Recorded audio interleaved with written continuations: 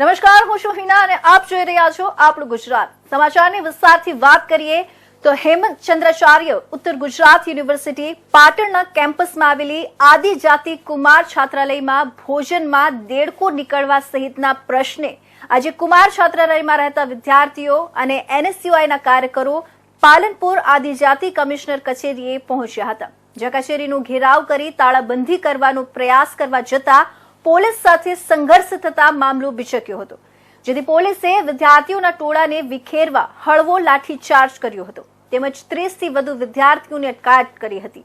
આદિજાતિ કુમાર છાત્રાલયના વિદ્યાર્થીઓની સમસ્યાઓ અંગે અનેકવાર રજૂઆત કરવા છતાં વિદ્યાર્થીઓના પાયાના પ્રશ્નોનો યોગ્ય નિકાલ ન આવતા એનએસયુઆઈની આગેવાનીમાં વિદ્યાર્થીઓ રજૂઆત કરવા પહોંચ્યા હતા, જેમાં વિદ્યાર્થીઓને આપવામાં આવતું ભોજન યોગ્ય ન હોવાની પણ રજૂઆત કરવામાં આવી હતી. ત્યારે પાલનપુર ખાતે વિદ્યાર્થીઓ અને એનએસયુઆઈ દ્વારા આદિજાતિ કચેરીનો ઘેરાવ અને તાળાબંધી કરવાનો પ્રયાસ કરાયો હતો, જેને પગલે વિદ્યાર્થીઓનું પોલીસ સાથે ઘર્ષણ થતા પોલીસે ટોળાને વિખેરવા હળવો લાઠીચાર્જ કર્યો હતો તેમજ 30 જેટલા વિદ્યાર્થીઓની અટકાયત કરી હતી. રોજ એનએસયુઆઈના સ્ટુડન્ટના આગેવાનો તથા વિદ્યાર્થીઓ દ્વારા કુમાર છાત્રાલયોમાં જે જમવાની બાબતે પ્રશ્નો એમના અગાઉ આપેલા હતા અને તેનું નિરાકરણ કદાચ નહીં થયું એ બાબતે એ લોકોએ તાળાબંધી અને કચેરી ઘેરાવનો કાર્યક્રમ રાખેલો હતો.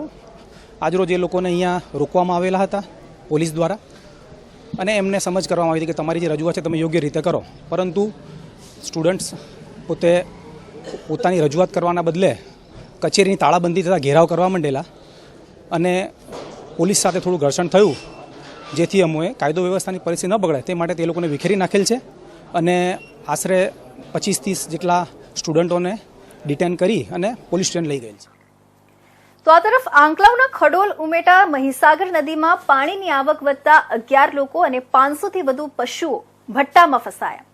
મહીસાગર નદીમાં પાણી છોડવાની જાણ ન થતા પશુઓને ચારો કરાવવા માટે ગયેલા 11 લોકો અને 500થી વધુ પશુઓ ભાટ્ટામાં ફસાયા હતા. સમગ્ર ઘટનાની જાણ આંકલાવના તંત્રને કરતા આંકલાવ મામલતદાર જિલ્લાનું તંત્ર ફાયર બ્રિગેડની ટીમ ઘટના સ્થળે પહોંચી હતી. જોકે ફાયર બ્રિગેડની ટીમ પહોંચે તે પહેલા જ સ્થાનિક માછીમારોએ 11 લોકોનું રેસ્ક્યુ કરી બહાર કાઢવામાં આવ્યા હતા. પાણીની આવક એકાએક વધી જતા પશુઓ હાલ ભાટ્ટામાં ફસાયેલા છે.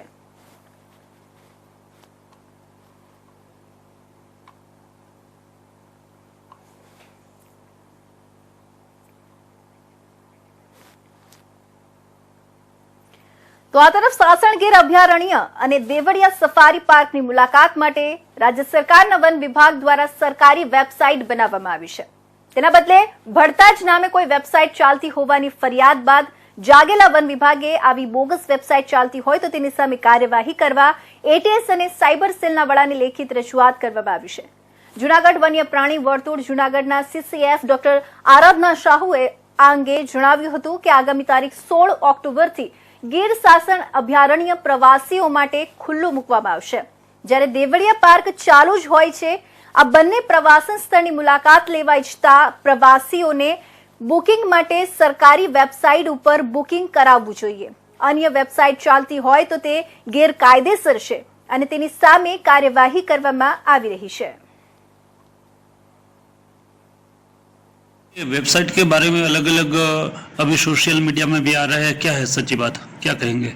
जो वेबसाइट है जैसे कि अभी हमारा सफारी खुलने जा रहा है, 16 अक्टूबर से सफारी खुल जाएगा, तो हमारा जो ऑफिशियल वेबसाइट है वो एक ही ऑफिशियल वेबसाइट है, www.girlion.gov.in, और ये एक ही ऑफिशियल वेबसाइट है. और इसके सिवाय कुछ कंप्लेंट्स आए थे, जैसे कुछ और भी वेबसाइट है जो कि उनके थ्रू में भी वो लोग बुकिंग वगैरह कराते हैं, and so we looked into that matter. और जो बुकिंग और टूरिज्म का जो जवाबदारी लेते हैं डीएफओ शासन, उन्होंने जो नायब माहिती नियामक श्री उनको भी लेटर लिखे हैं इसके बारे में, तो इसके बारे में ज़्यादा प्रचार और प्रसार किया जाए.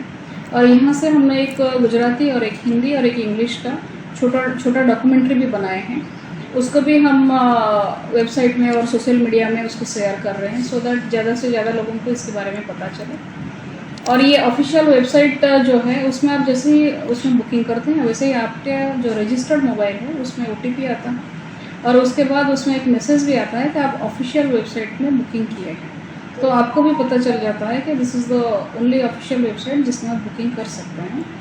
और इसके अलावा अगर कभी भी आपको ऐसा लगे कि आपका बुकिंग जो है वो ऑफिशियल वेबसाइट में नहीं है हुआ है और कोई वेबसाइट में हुआ है तो भी आप फरियाद कर सकते हैं, पुलिस फरियाद कर सकते हैं अथवा साइबर क्राइम में भी इसके बारे में मंगा सकते हैं। इसके बारे में पुलिस को भी लेटर लिखा गया है स्टेट की ओर से, क्या कहेंगे?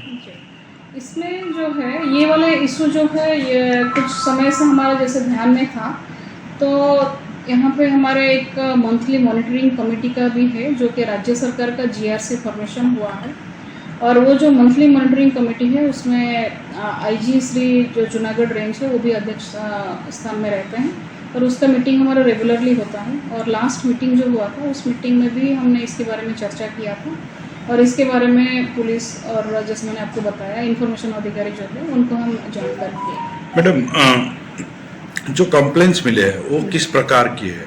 कंप्लेंट्स इस प्रकार के हैं कि जैसे कि वो गिर लायन बुकिंग करके जब गूगल में सर्च करते हैं तो उसमें दूसरे वेबसाइट्स जो है वो दिखते हैं। तो दूसरे वेबसाइट जो है जो कि ऑफिशियल वेबसाइट नहीं है फिर भी जब वो उसमें बुकिंग करते हैं तो उनका बुकिंग हो जाता है। તો ગુજરાત રાજ્યના કેબિનેટ મંત્રી કુંવરજી બાવળિયા દ્વારા જસદણના દરેક વિસ્તારમાં સભ્ય બનાવવાના હોય તેની સમીક્ષા કરવામાં આવી હતી। જસદણ શહેરમાં 7 વોર્ડ આવેલા છે જેમાં નગરપાલિકામાં 28 સભ્યો ચૂંટાય છે। દરેક વોર્ડમાં નગરપાલિકાના પૂર્વ સદસ્ય તેમજ સંગઠનના હોદ્દેદારો અને કાર્યકરોને સાથે રાખી કુંવરજી બાવળિયા દ્વારા ઘેર ઘેર જઈને જે લોકોને સોંપેલી કામગીરી છે તેની નોંધ લેવામાં આવી હતી। ગુજરાત સરકાર દ્વારા ચાલી રહેલા અભિયાન કે જે બૂથ વાઇઝ દરેક વિસ્તારમાં સભ્ય બનાવવાના હોય તે કામગીરીને લઈને કુંવરજી બાવળિયા કેબિનેટ મંત્રી સોનલ વસાણી, જિલ્લા મહિલા મોરચો પ્રમુખ જસદણ શહેર પ્રમુખ અનિલ મકાણી તેમજ દરેક વોર્ડમાં ચૂંટાયેલા સભ્યોને સાથે રાખી કામગીરીની નોંધ લેવામાં આવી હતી।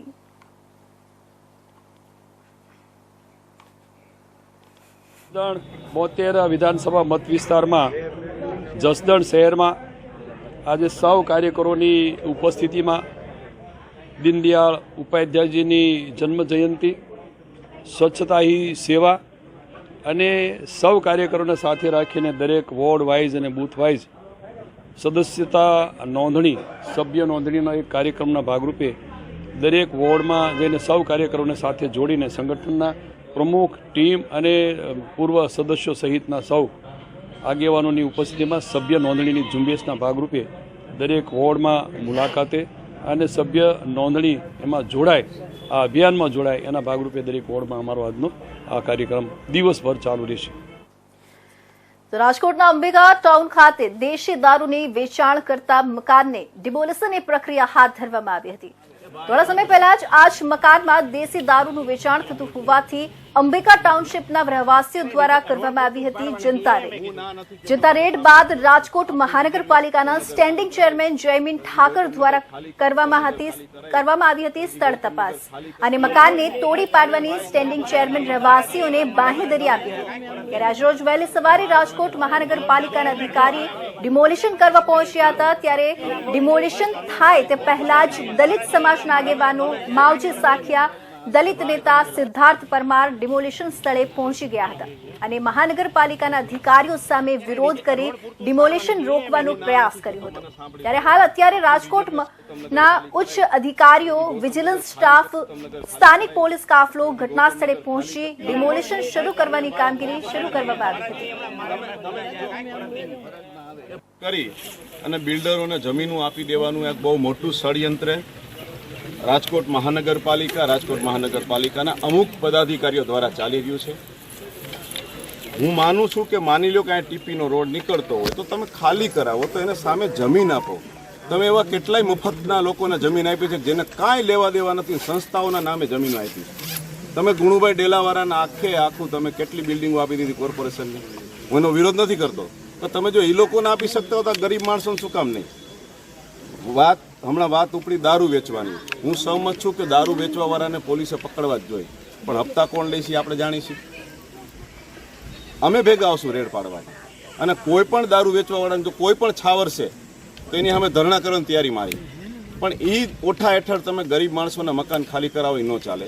વિકાસ કરવો છે આપણે રાજકોટનું, ના નથી કહેતો. આ લોકોને આવી જ વૈકલ્પિક જગ્યા આપો, પછી તોડો ને અમે ક્યાં નાખીએ. ખાસ કરીને આ ડિમોલિશન અત્યારે જે કરવા આવ્યા છે, આપ શું કરશો અત્યારે? જો અત્યારે હું ચોખ્ખું કહું છું આ મિત્રોને કે મારે કોઈ તમારી ફરજમાં રૂકાવટ કરવી નથી, પણ ઇલીગલ કામ કરશો, ડિમોલિશન કમિશનર હું વાત નહીં કરું ત્યાં સુધી નહીં થાય. પેલા 260 ની નોટિસ તમે આપી છે, તો રાજકોટમાં 260 ની નોટિસ આપી કેટલા ડિમોલેશન અત્યાર સુધી કર્યા એની પણ માહિતી માંગવાનો આવે. 196 આ જે જગ્યા રહી એ અમારી જમીન હતી. એન કેન પ્રકાર રાજકોટના બિલ્ડરો પ્લસ ભૂમાફિયા એન કેન પ્રકારે જમીન પડાવી લીધી. હવે જમીન પડાવી લીધી પછી આ લોકોની જમીનને એક નિયમ મુજબ થોડી જગ્યા છોડવાની થતી હોય, તો એ જગ્યા છોડવાની થતી હોય એની બદલે આ ડિમોલેશન કરી જગ્યા બતાવવા માંગે છે. બીજું જે 197માં આવે છે, આ લોકો છેલ્લા 30 વર્ષથી રહે છે. 5 જણાનો 4 જણાનો દસ્તાવેજ છે, 30 વર્ષથી રહે છે. અગાઉ આ લોકો ઓફર પણ કરી ગયા કે તમે પૈસા બોલો, તો પૈસાથી આ લોકો 9 મહિના એન કેન પ્રકારે આ જે બિલ્ડરો છે એ બિલ્ડરોને કોર્પોરેશન અધિકારીને પૈસા આપી દીધા. પૈસા આપ્યા એટલે આ કોર્પોરેશન અત્યારે પાડવા માટે આપ્યા. હું રાજકોટના મહાનગરપાલિકામાં ખાસ કરીને જયમીન ઠાકરને કહેવા માંગુ છું, તમે ન્યુસન્સ દલિત સમાજને તમે ન્યુસન્સ શબ્દ વાપરો છે, પણ તમારા કોર્પોરેશનમાં ન્યુસન્સ કેટલું છે ને એ આવનાર દિવસોમાં બતાવશું. બીજી વાત તમને કરું કે જયમીન ઠાકર એટલો બધો જો સત્યવાદી હોય તો હું એમ કહેવા માંગુ છું, તો સાધુ વાસવાણી રોડ પર કમલેશ મીરાણીનું જે ગેરકાયદેસર બાંધકામ છે, કમિશનરે ઓર્ડર પણ કરી દીધો છે ગેરકાયદેસર. અત્યારે હું કહું છું અત્યારે તમે ડિમોલેશન કરો, તેનું ડિમોલેશન કેમ નથી થતું? જે મચ્છુનગરમાં તમારા કોર્પોરેટ 3012માં ઓયડી કરીને એને સરકારી મિલકત હોય એમાં લેન્ડ પેમેન્ટ ન થઈ એક મકાન પણ પાડવામાં આવ્યું, તો આ તમારી મિલી ભગત કરી અને તમે જે પૈસાનો વહીવટ કરી રહ્યા છો કોર્પોરેશન એની અંદર. અત્યારે અમે માંગ એવી કે આ ડિમોલેશન થવું ન જોઈએ. કારણ છે કે આગળ જે ફ્લેટ મોટા મોટા બિલ્ડિંગો એ પાડતા નથી, પણ આ લોકોને પાડે છે. અહીંયા બધા 25ના રોડ છે, અહીંયા મોટો કોઈ રોડ ન કરે. ટીપી પણ 25 વર્ષ પહેલા ફાઇનલ થઈ ગયું, છતાંય આ લોકો અત્યારે મકાન પાડવા માટે આવ્યા. અમારી માંગણી એવી છે કે આગળથી પેલા ક્લિયર કરો, ત્યાં ક્લિયર કરશો તો અમે તમને સામેથી જગ્યા આપી દઉં. તો સામે જે બિલ્ડિંગો જે બિનકાયદેસર બાંધકામ કરેલું છે એને એક અમારે નથી પાડવું, અમારે તમારે આ જ પાડવું છે. અધિકારીએ મને એમ કીધું કે એ તમે પછી પાડશો, પહેલા આ પાડશું તમારે. અધિકારી સાથે બધી વાતચીત મેં કરી છે અત્યારે. એ એમ કે છે કે તમારું પહેલા પાડવામાં આવે, એ બધું પછી અમે જોશું. જો એ લોકોને કાંઈ નથી કેવું, કારણ કે સવર્ણ સમાજ છે, દલિત સમાજને દબાવવા માટે આવે. પાડવામાં આવશે તો અમે કોર્ટના દ્વારા કરશું ને કોર્પોરેશનના જેટલા પણ કૌભાંડ છે ને કૌભાંડ દૂર કરશું. કેમ સારા માટે રાહ જોઈ તમે? અત્યારે કમિશનર સાથે વાતચીત ચાલુ છે. અત્યાર સુધી શા માટે રાહ જોઈ? 15 દિવસથી વસ્તુ પરિસ્થિતિ એવી હતી કે આ લોકો મને કાલ સાંજે મળવા આવ્યો, મને અગાઉ મળવા નહોતા આવ્યા. એટલે હું મને મારી પાસે ટાઈમ અગાઉ કોઈને જાણકારી નહોતી જાણકારી. આ લોકો અમને કીધું 15 દિવસ પહેલા નોટિસ આપી હતી, આ લોકો એનો જવાબ પણ આપી દીધો છે અધિકારીને. તો અધિકારી એમ કે અમે જવાબ તમારો સાંભળવો નથી. તો આ તરફ વલસાડ જિલ્લાના ધરમપુરના લાકડમાળ ગામ નજીક એક કન્ટેનર નદીમાં ખાબક્યું હતું. રાત્રે આ કન્ટેનર લાકડમાળ નજીકથી વહેતી નદીના નાળા પરથી પસાર થઈ રહ્યું હતું. એ વખતે જે ખાડાઓને કારણે ચાલકે કાબુ ગુમાવતા આખું કન્ટેનર નાળા પરથી નદીમાં ખાબક્યું હતું. નદીના વહેતા વહેણમાં કન્ટેનર ખાબકતા ચાલક અંદર ફસાઈ ગયો હતો, જેને બૂમાબૂમ કરતા આસપાસના લોકો એકઠા થયા હતા અને રાત્રે નદીના પાણીમાંથી ચાલકને બહાર કાઢ્યો હતો. તેને ઇજાગ્રસ્ત હાલતમાં સારવાર માટે હોસ્પિટલ ખસેડવામાં આવ્યો હતો.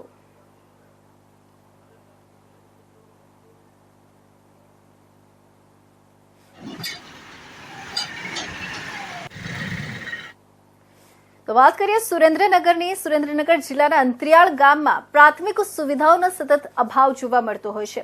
ખાસ કરીને ઉનાળામાં વિસ્તારના લોકોને હિજરત કરી અને બીજા જિલ્લામાં જવા પડતા હોવાનું ઘાટ સર્જાઈ રહ્યું છે.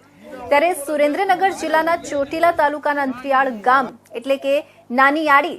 ત્યારે નાનીયાળી ગામમાં આઝાદીના 77 વર્ષ પછી પણ વીજળીની સુવિધા ઉપલબ્ધ છે. નાનીયાળી ગામના વેલનાથપરા સહિતના વિસ્તારોમાં અત્યાર સુધીમાં વીજળી કોઈ દિવસ આવી જ નથી. શાળામાં અભ્યાસ કરતા બાળકો અંધારામાં અભ્યાસ કરવા મજબૂર બન્યા છે. ચૂંટણી હોય ત્યારે મત માંગવા આવતા નેતાઓ ચૂંટણી પૂરી થતા ગુમ થઈ જતા હોવાનો ગ્રામજનોએ આક્ષેપ કર્યો છે. વીજળી ન હોવાથી મહિલાઓને પણ અંધારામાં રસોઈ કરવા મજબૂર બની રહ્યા છે. વીજળી ઉપરાંત પીવાના પાણીની સુવિધા પણ ઉપલબ્ધ નથી. બાળકોને પણ ચાલીને 2 કિલોમીટર સુધી શાળાએ જવું પડી રહ્યું છે. તાત્કાલિક સુવિધા ઉપલબ્ધ કરવાની ગ્રામજનોએ માંગ કરી છે.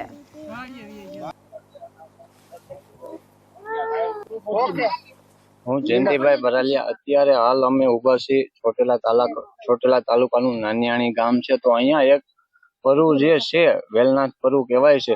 તો અત્યારે અમે અહીંયા મુલાકાત લીધી. રમેશભાઈ મેર, દેવકરણભાઈ જોગરાણા, અમારા ઈશુભાઈ સાથે અમે અહીં મુલાકાત લીધી. તો અત્યારે અમને અહીં જાણવા મળ્યું કે વર્ષોથી એટલે કે ઘણા વર્ષોથી પેઢીઓથી અહીંયા લાઇટની સુવિધા નથી અને નાના નાના બાળકો છે, તમે જોઈ શકો છો મારી સાથે ઊભા છે.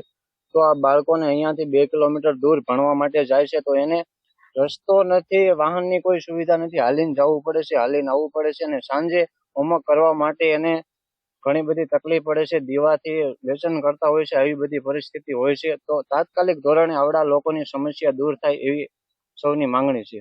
સુરેન્દ્રનગર જિલ્લાના ચોટીલા તાલુકાના નાનિયાણી ગામમાં આઝાદીના 76 વર્ષ પછી પણ આજ સુધી કોઈ દી લાઇટ આવેલી નથી. ત્યાં નારાયણપરામાં 100 વર્ષ પહેલાની લાઇટ હજી સુધી આવેલ નથી. ત્યાંના નાગરિકોએ કોઈ દી લાઇટ કેવી હોય છે અથવા પાયાની સુવિધા કેવી હોય છે તે જોઈ જ નથી. સુરેન્દ્રનગરના નાનિયાણી ગામમાં હાલ જોવામાં આવે તો ત્યાંના વિદ્યાર્થીઓને 2 કિલોમીટર લગીને ચાલીને જવું પડે છે ભણવા માટે. અને ત્યાંના મહિલાઓને રાત પહેલા બધું કામ બતાવવું પડે છે, રાંધવાનું હોય કે ગમે એ કામ હોય. ત્યાંના લોકોને એવી પરિસ્થિતિ સર્જાય છે કે રાત્રે કોઈ જીવજંત કવડે તો પ્રાથમિક સુવિધા માટે, સારવાર લેવા માટે પણ ક્યાંય જઈ શકે તેવી વાહનની પણ વ્યવસ્થા નથી. ત્યાં જોવામાં આવે તો શુદ્ધ પાણી પણ નથી. ત્યાં મહિલાઓને પાણી ભરવા માટે 4-4, 5-5 કિલોમીટર દૂર જવું પડે છે. ત્યાં હાલ અંધારાના કારણે કોઈ પણ જીવજંત બાળકોને ના કરે તેથી બાળકોને તેડીને જ રખડવા પડે છે. ત્યાં રાંધવું હોય તો પણ લાઇટ નથી. ત્યાં દીવડાના પ્રકાશ હેઠે વિદ્યાર્થીઓ ભણે છે. તો તેમને સરકાર જયારે આવી મોટી મોટી વાતો કરતા હોય છે કે સ્માર્ટ મીટર નાખવાના છે, વીજળી ગામે ગામે પહોંચે છે, પાણી ગામે ગામે પહોંચે છે, અહીંયા તો પ્રાથમિક સુવિધાઓનો પણ અભાવ છે. Parvesh Sandhi, India News Gujarat, Surendranagar. નમસ્કાર મિત્રો, હું આપનો ડીપી જોગરાણા. અત્યારે જે આપણે ઉભા છીએ ચોટીલા તાલુકાના નાનિયાણી ગામે, દુઃખની વાત તો એ છે કે આઝાદીના 75 વર્ષ થવા છતાં પણ હજી આ નાનિયાણી ગામના આ ગામ 3 વખત ફર્યું. હજી આ સરકારે આ ગામની નોંધ લીધી નથી કે આ ઠાકોર સમાજના આ લોકો કઈ રીતે જીવન જીવતા છે, કઈ રીતે પાણી પીતા છે, કઈ રીતે લાઇટ વગેરે અંધારે રહેતા છે, નિશાળિયા છોકરા કઈ રીતે લેસન કરતા છે. મારે તો સરકારને એ કહેવું છે કે શું તમારા છોકરા 2 કિલોમીટર સુધી રોજ હાલીને ભણવા જાય છે? શું તમારા દીકરા કે દીકરીઓ અંધારે લેસન કરે છે? શું તમારી મહિલાઓ 4-4 કિલોમીટર, 5-5 કિલોમીટર પાણી માટે રજળપાટ કરે છે? અંધારે તમારી મહિલાઓ, બેન દીકરીઓ અંધારે રાંધે છે? તો આ ઠાકોર સમાજનો વાંક શું કે તમે આ ઠાકોર સમાજ સાથે અન્યાય કરી રહ્યા છો? આ 50-60 માણાનું કુટુંબ છે. આઝાદી પછી હજી એમને લાઇટ ન મળે, પીવા પાણી ન મળે, ચાલવા હારા રસ્તા ન મળે, શાળાઓ ન મળે. સરકારને કહેવા માંગી છે ટૂંક સમયની અંદર આ વિસ્તારને જો પાણીની સુવિધા, લાઇટની સુવિધા, રસ્તાની સુવિધા કરવામાં ન આવી તો ના છૂટકે અમારે તમારી કચેરીનો ઘેરાવ કરવો પડશે. બધાને સાથે રાખી અને કચેરીનો ઘેરાવ કરવો પડશે અને તમામ જવાબદારી સરકારશ્રીને. તો હાલ સમગ્ર ગુજરાત રાજ્યમાં જ્યારે સ્માર્ટ મીટરનો વિરોધ ચાલી રહ્યો છે ત્યારે સુરેન્દ્રનગર જિલ્લામાં પણ સ્માર્ટ મીટરનો વિરોધ સતત વકરી રહ્યો છે. ત્યારે સુરેન્દ્રનગરના રતનપર વિસ્તારમાં સંજીવની સોસાયટીમાં આવેલા બ્લોક નંબર 41માં સ્માર્ટ મીટર લગાવવા માટે અધિકારીઓ પહોંચ્યા હતા અને આ વિસ્તારના લોકો દ્વારા સોલાર પેનલ લગાવવામાં આવી હતી. તેમાં ફરજિયાતમાં સ્માર્ટ મીટર લગાવવાની આગ્રહ પીજીવીસીએલ વિભાગના અધિકારીઓ દ્વારા વ્યક્ત કરવામાં આવી રહ્યો હતો. ત્યારે મકાનના માલિક અને ગ્રાહક દ્વારા આ અંગે પીજીવીસીએલ વિભાગના અધિકારીઓએ સ્માર્ટ મીટર નાખવા અંગેની ના પાડતા બંને વચ્ચે બોલાચાલી થઈ હતી અને ત્યારબાદ ગ્રાહકનો ઉગ્ર સ્વભાવ થઈ ગયો હતો અને ત્યારબાદ ગ્રાહક દ્વારા પીજીવીસીએલ વિભાગના અધિકારીને ફડાકા ચીકવામાં આવ્યા હોવાનું સામે આવ્યું છે. જોકે આ મામલે તપાસ શરૂ કરવામાં આવી છે. ઉલ્લેખનીય છે કે જ્યારે ગ્રાહક દ્વારા સ્માર્ટ મીટર નાખવા પહોંચેલા અધિકારીઓ પાસે પરિપત્ર માંગવામાં આવ્યો ત્યારે કોઈ પણ પ્રકારનો પરિપત્ર ન હોવાનું સામે આવ્યું હતું અને તે તમામને ગ્રાહકે ઉગ્ર બની જઈ અધિકારીઓને ફડાકા ઝીંક્યા હોવાનું સામે આવ્યું છે. જ્યારે પીજીવીસીએલના સ્માર્ટ મીટરનો વિરોધ થઈ રહ્યો છે ત્યારે સુરેન્દ્રનગર જિલ્લાના રતનપર વિસ્તારમાં સંજીવની સોસાયટીમાં એક ઉપભોક્તા દ્વારા પીજીવીસીએલના કર્મચારીને મારવામાં આવ્યા ફડાકા અને હાલ જોવામાં આવે તો ત્યાં એવી પરિસ્થિતિ સર્જાઈ કે જ્યાં મકાન માલિક હાજર ન હતા અને PGVCL વાળા પોતે તેમે સોલાર નખાયું હતું, તો ત્યાં ખોટી રીતે ફરજિયાત સ્માર્ટ મીટર છે એવું કહીને ત્યાં મીટર નાખતા હતા. જ્યારે ઘર માલિક હાજર ન હોય ત્યારે તેની મંજૂરી વગર આ સ્માર્ટ મીટર કેવી રીતના નાખવામાં આવે એ બાબતે PGVCL અને તેના નાગરિકો વચ્ચે ઘર્ષણ સર્જાયું. તેમાં PGVCL ના એક કર્મચારીને તેના નાગરિકે લાફા માર્યા. હાલ એવી પરિસ્થિતિ સુરેન્દ્રનગરમાં જોવામાં આવે છે, જ્યાં ગુજરાતભરમાં સ્માર્ટ મીટરનો વિરોધ છે ત્યાં સુરેન્દ્રનગરમાં પણ ઉગ્ર વિરોધ થવા પામ્યો તેવું દેખાય છે. Parvesh Sandhi, India News Gujarat. છોટાઉદેપુર જિલ્લાની બીજી સૌથી મોટી હેરણ નદી બે કાંઠે થતા રાજવાસણા આડબંધ ઓવરફ્લો. સિઝનમાં 5મી વખત ઓવરફ્લો. છોટાઉદેપુરમાં જિલ્લામાં 2 દિવસથી મેઘમહેર શરૂ થતા જિલ્લાની બીજી સૌથી મોટી હેરણ નદી બે કાંઠે થઈ છે, જેને લઈને હેરણ નદી પરનો રાજવાસણા આડબંધ ઓવરફ્લો થયો છે.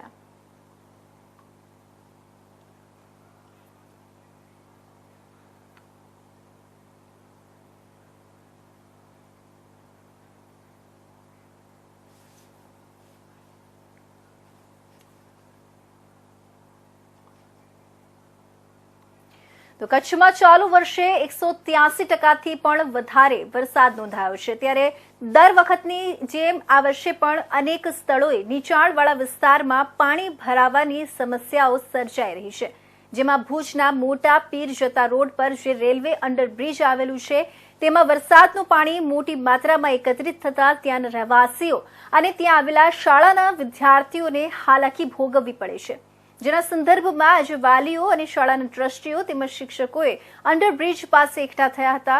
ભુજના મોટા પીર જતા રોડ પર આવેલા રેલવે બ્રિજ નીચે છેલ્લા 8 વર્ષથી વરસાદમાં મોટી માત્રામાં પાણી ભરાઈ જતું હતું, જેના લીધે તે વિસ્તારમાં આવેલા વાહિદના પ્રાથમિક અને માધ્યમિક સ્કૂલના વિદ્યાર્થીઓને તકલીફ પડી રહી છે. ઉપરાંત આસપાસ રહેતા સ્થાનિક લોકોને પણ આ સમસ્યા સતાવી રહી છે. ત્યારે સ્કૂલના તંત્ર દ્વારા રેલવે તંત્રને અનેકવાર રજૂઆતો પણ કરવામાં આવી હતી, પરંતુ કોઈ કાર્યવાહી કરવામાં નથી આવી રહી, તેમજ કાયમી નિકાલ પણ કરવામાં નથી આવી રહ્યું. સ્કૂલના મેનેજમેન્ટ દ્વારા અવારનવાર રેલવે તંત્રને રજૂઆત કરવા છતાં તંત્ર દ્વારા કોઈ કાર્યવાહી કરવામાં ન આવતા તે બ્રિજ પાસે વાહિદના સ્કૂલના વિદ્યાર્થીઓના વાલીઓએ વિરોધ પ્રદર્શન કર્યું હતું. વર્ષ 2017 સુધી આ શાળામાં 1000 જેટલા વિદ્યાર્થીઓ અભ્યાસ કરતા હતા, જ્યારે આજે 650 જેટલા જ વિદ્યાર્થીઓ અભ્યાસ અર્થે આવે છે. પાણી ભરાવાના કારણે વિદ્યાર્થીઓ શાળામાંથી પોતાનું નામ કઢાવી નાખે છે.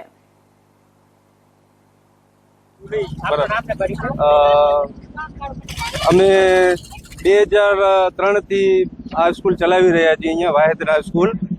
તેમાં હાલ હું પ્રિન્સિપલ તરીકે સેવારત છું અને લગભગ સમજી લો કે 2017માં આ અંડરબ્રિજ બનેલ છે રેલવેનું, તો ત્યારથી કાયમી અમને તકલીફ રહેલી છે. કારણ કે ચાલુ વરસાદ હોય ત્યારે પાણી ભરાતું હોય તો આપણે સમજી શકીએ કે એ પાણી વરસાદનું છે અને એ નીકાળી બી જાય છે, પણ છેલ્લા અઠવાડિયું થયું કે વગર વરસાદે બ્રિજમાંથી ક્યાંકથી લીકેજ લાગે છે પાણી, તો એ ભરાયેલું જ રહે છે. અને અમે રેલવે તંત્રને ફોન કરીએ છીએ તો હવે એમના તરફથી એમ કહેવામાં આવે છે કે આ વરસાદનું પાણી છે નહીં એટલે અમે નહીં કાઢીએ. તો પછી એના કારણે અમારી પાસે જે છોકરાઓ અભ્યાસ કરી રહ્યા છે, 2017 પહેલા અમારી પાસે ટોટલ સમજી લો કે 1000 વિદ્યાર્થીઓ હતા. હાલમાં અમારી પાસે 650 વિદ્યાર્થીઓ છે અને 12મા ધોરણ સુધી સ્કૂલ છે. તો એમાં એવું કે પેરેન્ટ્સ અમારી પાસે આવીને ડાયરેક્ટ એમ જ કહે છે કે અમે છોકરાઓની સ્કૂલ કેવી રીતે મોકલીએ, અહીંયા પાણી ભરાયેલું છે, ઉપરથી મોકલીએ તો જવાબદારી કોની પડી જાય. તો અમે કહીએ છીએ કે ભાઈ અમે તો જે અમારી પાસેથી જે કાર્યવાહી કરવાની છે એ અમે કરેલી જ છે, લેટર લખ્યા છે, ફોન કર્યા છે. પછી બીજું કે ટીચરો બી કહેશે અમને કે સાહેબ હવે અત્યારે સ્કૂલમાં 40 થી 50% હાજરી છે, તો અમે અભ્યાસ કોર્સ કેવી રીતે ચલાવીએ. પરીક્ષા નજીકમાં છે, ઓક્ટોબર મહિનામાં નવરાત્રી પછી પરીક્ષા શરૂ થવાની છે અને અત્યારે તમે જોઈ શકો છો કે સ્કૂલની અંદર 40 થી 50% હાજરી છે અને એ હાજરી ઓનલાઈન હોય છે, એટલે આપણે એ પણ જોઈ શકીએ. અમને ત્યાંથી પણ પ્રેશર આવે છે, અમારી પાસે RTE ના બાળકો બી છે. કરમસદના દેવરાજપુરા વિસ્તારમાં 150 વીઘા જમીનમાં પણ વરસાદી પાણી ફરી વળતા બાજરી, શાકભાજી સહિતના પાકને ભારે નુકસાન થયું હતું. મોંઘા ભાવના બિયારણ ખાતરનો ખર્ચ માથે પડતા ખેડૂતો પાયમાલ થઈ ઉઠ્યા છે અને સરકારની સહાય પર આશા લગાવી બેઠા છે। ત્યારે વરસાદના 25 દિવસ બાદ પણ નુકસાનીનો સર્વે નહીં થતા ખેડૂતોએ તપાસ કરતા નુકસાનીનો સર્વે થઈ ગયો હોવાનું તેમજ વાસ્તવમાં જે ખેડૂતોને નુકસાન થયું છે તેઓના સર્વેને બદલે જે ખેડૂતોને નુકસાન થયું નથી તેવા ખેડૂતોનો સર્વે થતા નુકસાન પામેલા ખેડૂતોમાં રોષ પ્રવર્તી ઉઠ્યો હતો। આ અંગે દેવરાજપુરાના વરસાદ અસરગ્રસ્ત ખેડૂતોએ જિલ્લા વિકાસ અધિકારી અને ગ્રામ્ય મામલતદારને લેખિત રજૂઆત કરી ગ્રામ સેવક બ્રિજેશ પટેલ દ્વારા વરસાદને નુકસાન થયું હોય તેવા વાસ્તવિક ખેડૂતોના ખેતરોમાં નુકસાનીનું સર્વે કરવામાં આવ્યું નથી તેમજ જે ખેડૂતોના ખેતરોમાં વરસાદથી નુકસાન થયું નથી તેવા ખેડૂતોનો સર્વે કરી વાસ્તવિક નુકસાન પામેલા અસરગ્રસ્ત ખેડૂતોને અન્યાય કરવામાં આવ્યો હોવાનો આક્ષેપ ગ્રામ સેવક પર કરવામાં આવ્યો છે। કરમસદનો દેવરાજપુરામાં આજે ખેડૂતો દ્વારા એકત્ર થઈને નુકસાનીના સર્વે અને સહાય તેમજ ન્યાય માટે સૂત્રોચ્ચાર કરી વિરોધ પ્રદર્શન કર્યું હતું। આપનું નામ અને પરિચય? મારું નામ ભરતભાઈ સોલંકી, કરમસદ નગરપાલિકા વોર્ડ નંબર 7 દેવરાજપુરા વિસ્તારમાં રહું છું। જે ખેડૂતોને જે અતિવૃષ્ટિમાં નુકસાન થયું છે તેમને હજી સુધી સહાય નથી મળી કે સર્વે કર્યો નથી, શું કહેશો? હા, ગયા મહિને જે ભારે વરસાદ પડ્યો તેમાં ખેડૂતોને ઘણું બધું નુકસાન થયું। અમારા ગામની અંદર લગભગ 150 વીઘા ઉપર જમીનમાં ભારે વરસાદના કારણે પાણી ભરાયું, પાક નિષ્ફળ ગયો, જેમાં બાજરી, વાડી શાકભાજીની, ડાંગર, એરંડા આ બધી ખેતી કરેલી હતી।